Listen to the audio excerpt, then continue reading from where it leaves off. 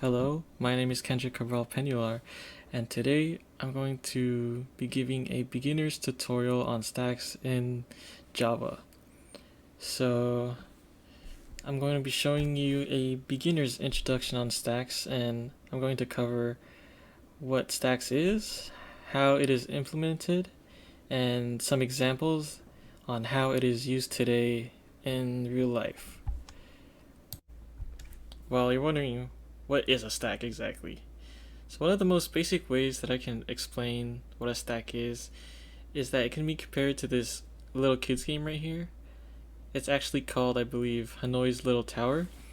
And essentially what you can do in this game is that you have a stack of discs of different colors, maybe different shapes sometimes, but you can move them from one pillar or column to the next. But there's one catch about this, is that if you were to say move the red one, you wanted to move the red one, how would you get there? Well, you'd have to take the top first, right? Which is correct. So stacks are similar in working in that way. You can't really get to the bottom or the middle unless you move the ones before to get to your desired item. So in this image right here, we have another pictorial representation of a stack. And so when an object, or let's say disk, as I try to reference the example of the Tower of Hanoi Kids game earlier in the previous slide, so when an object or disk is removed, that is called a pop. And when an object is placed onto the stack, it is called a push. And so the end of the stack is called the top. It is defined as the newest addition to the stack as well as the entry at the top. So you can only look at the top entry and remove the top entry. So to look at a different object or entry, you would have to remove or pop elements in order to get to your desired item. So with all of that information considered, a stack is considered as a LIFO, which stands for last in, first out. And what it means by that is simply the last object that was placed into the stack or pushed will also be the first object out when it is popped or removed. So now we will begin the implementation of a stack in Java. So let's hop into IntelliJ real quick. Make sure you have your two classes, your main class to run the code as well as stack to contain our methods. So the first method I'll be going over is a push method. To create a push method, we will do so.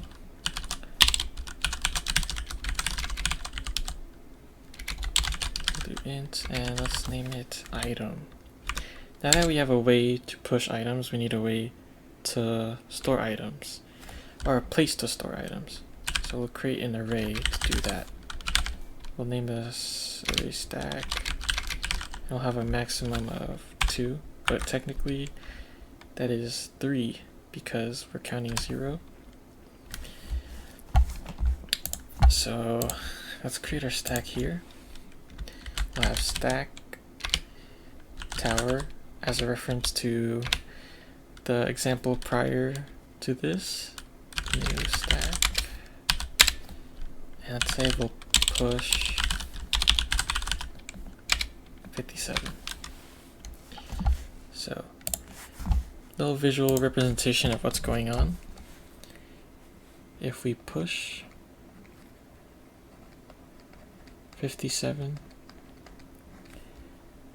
mind you, we have 0, 1, 2. 57 will land right here. Let's say we wanted to push 36 though.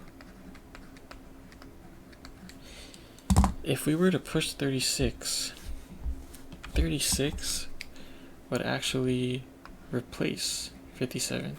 So in order to combat that, what needs to happen is that we need a counter that will move up as we enter another or push another element. So back to IntelliJ. To do that, we will do this. We'll do stack. First actually, let's make top. we need integer top as our counting base. And we'll do stack top equals item. And like I said, it needs to go up as we push an item. So when we push 36 now, what will happen is that it will go to 1.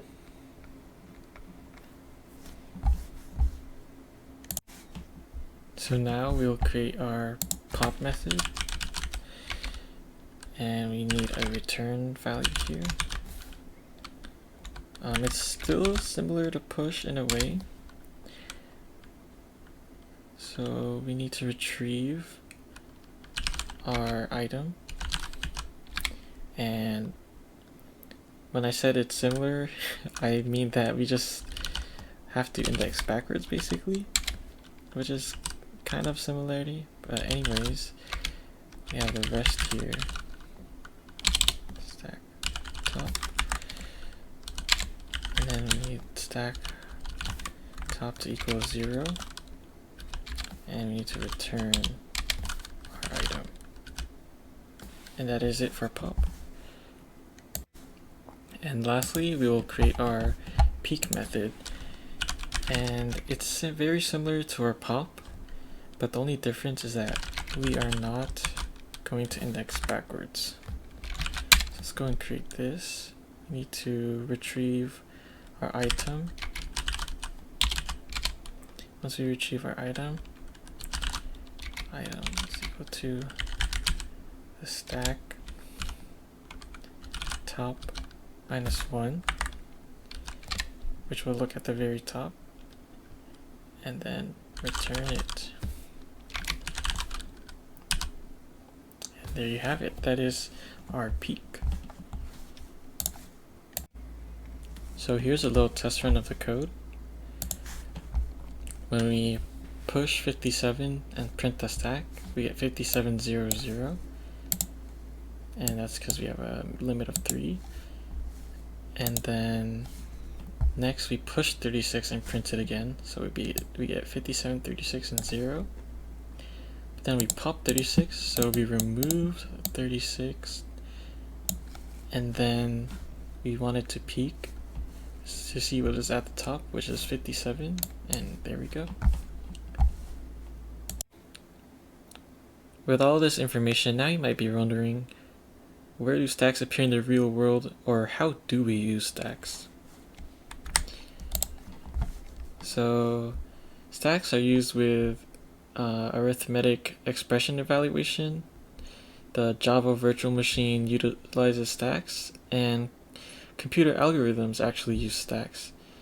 And just a little real-life example, a little fun real-life example. Again, we have the Hanoi Tower, and think about taking dinner plates at a buffet. If the top plate is dirty and you need to get to a lower plate, you have to remove the top again and again and again to get to a cleaner plate. And on that note, I would like to thank you for listening and hope I was helpful to you.